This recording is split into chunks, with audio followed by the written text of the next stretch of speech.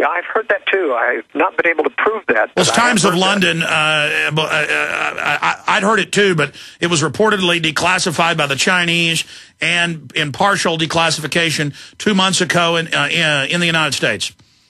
Now, lastly, I want to make sure that our listeners understand that most of the disinformation on the net to whip up hysteria and to get us discredited has to do with imminent martial law and imminent economic collapse. There's 2 reasons why I don't believe that's going to happen. First of all, they don't have the forces to implement martial law. They would have to have an excuse lest they convince everyone that there's a massive conspiracy against liberty. I don't think they're going to do that. They've usually been too smart. Same thing with an economic collapse. Well, it's slow creeping, to interrupt. It's slow. Right. We're already in martial law when they got naked body scanners in the airport, and they're federalizing police, and they're turning the public schools into little prison drill camps. Well, let's put it this way. They have the authority, and the Constitution is dead as far as these people. They can do anything they want. The judges will look the other way if they're told to look the other way. So we've actually lost our freedom. They just haven't implemented that total loss so that they don't get a rebellion against the people. But I think we have to be very careful, as I say, about saying that something is imminent when I don't think strategically it's in the globalist best interest to do that. I think, knowing that war is coming, they have several major things that are going to be accomplished when the big war comes. Number one, they get to implement martial law and have an excuse that everybody will cheer about because there's total chaos going on. An EMP strike will take down this nation without electricity to a third world nation within hours. Secondly, they get a chance to wipe out all of the debt. They've got a collision course with bankruptcy. Technically, they're already bankrupt, but legally it doesn't happen until 2021 or 22. Yeah, they see a war as a way to reboot things. That's right, because basically if the computer centers in Washington, D.C. and New York get wiped out, they can basically say there are no more records. We got to start all over. And they get a free slate to do that. I think that's the great thing about seeing them milk this thing along with inflation, which that's their only weapon they've got left. So I'm not predicting an economic collapse. I'm a downward spiral that will keep going, but they'll milk it along, keep people basically fat, dumb, and happy until the surprise war comes. And it will be a shock to everybody. And they'll use that shock value to talk people into giving up essential sovereignty in favor of a new world order. And then meanwhile, like termites in a building, they're busy, preparing the full collapse, getting all their ducks in a row, studying us, learning how to control us. How do we counter that, though? Take the states back, take the counties, the sheriffs back, educate people about this program. It's the local level is the only way that we're going to do that, and that's why I think we've got to be very careful about teaching people how to do this correctly. So much of the Tea Party movement is being co-opted by false leaders coming in with money, and that's always the key, that they're not of us, because our people don't have money. The people with big bucks never are principled enough to run with a no-compromise strategy. So I think we have to be smart enough to work at the local level, and it's working to a certain extent. But I look every day in the news and see how they're trying to topple Sharon Angle against Reed, just using very, very subtle attacks to destabilize. Well, they're claiming Rand Paul kidnapped a lady, and it wasn't true. I know, yeah. But ultimately, there's a secret government that's going on. It has secret underground bases. I knew that. In fact, I really started to research that when all these outlandish claims came about concentration camps on the Internet about 10 years ago. Remember that, the list of 300 names? And I started actually go and research those. And most of them were bogus, absolutely bogus. And I thought, and that list still, is still in there today. Well, I've read the urban warfare drills. The camps are your sports stadiums. They can set up in a matter of hours.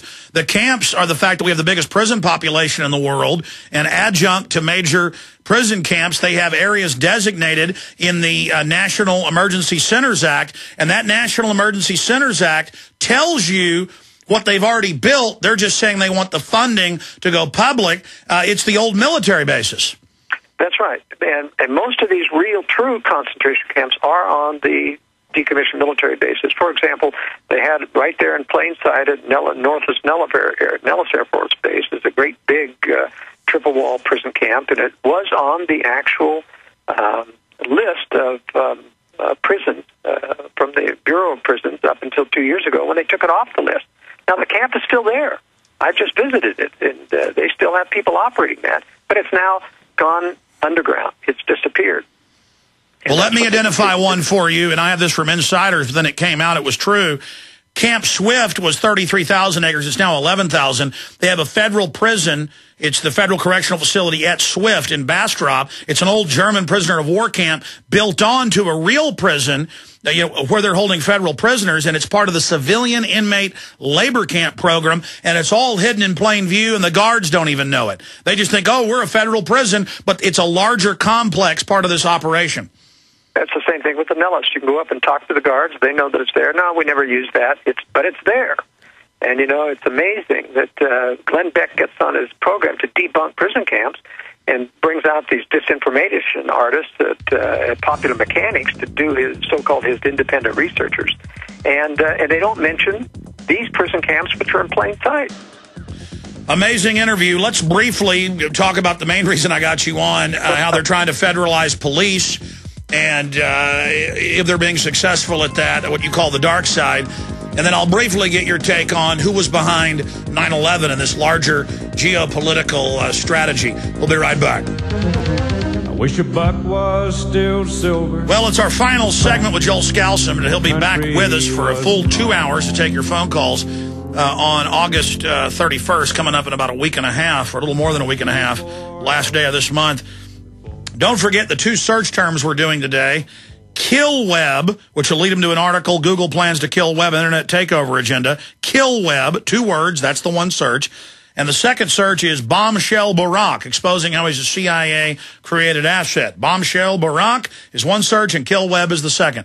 Real fast, Joel-Skousen, because your breakdown that I saw in Chuck Baldwin's article about the dark side of the military and police they're creating and using, and they admit this, Iraq, Afghanistan with the checkpoints, the searches, and now it's confirmed, to train them for domestic operations. Let's talk briefly about that, and then your view on how 9/11 fed into all this and who you think's behind it. Well, this is a real interesting story. As you know, from my World Affairs Brief, or what Chuck Baldwin keyed off of, I wrote a story about the top secret America.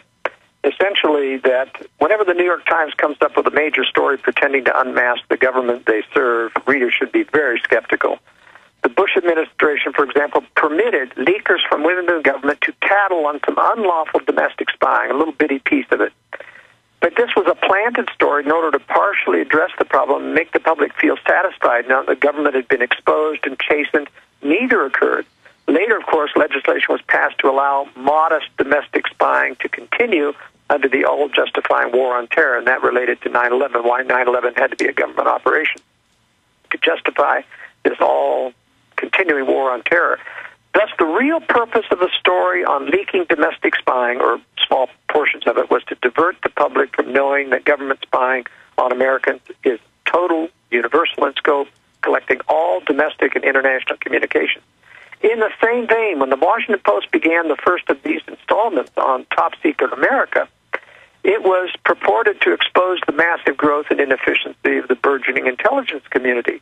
It was a cover story to make the public feel now that government waste and inefficiency had been exposed, that was the only problem, and totally, I repeat, totally neglected the whole story, which was the substantive issues of illegal and uncontrolled surveillance, disinformation, drug running, all the things that goes on in the black section of government. Now, to address your question directly, the government during the Timothy McVeigh era and beyond used to recruit directly. That is, the CIA would go to military people, and they would recruit people mostly out of special services into the CIA directly, as they did Timothy McVeigh. Now they've switched streams, and they use private military contractors. These are set up by people who have insider connection to government. You and I cannot go to the ATF and say, I want a license to have automatic weapons to start a private military contractor firm. We can't do it. They'll just laugh at your face. And I've told in the World Affairs Brief how Triple Canopy got started, how it came and got... Sure, we got 1 minute. We'll talk about it in a week and a half, but 1 minute. Bottom line, 9/11 private contractors?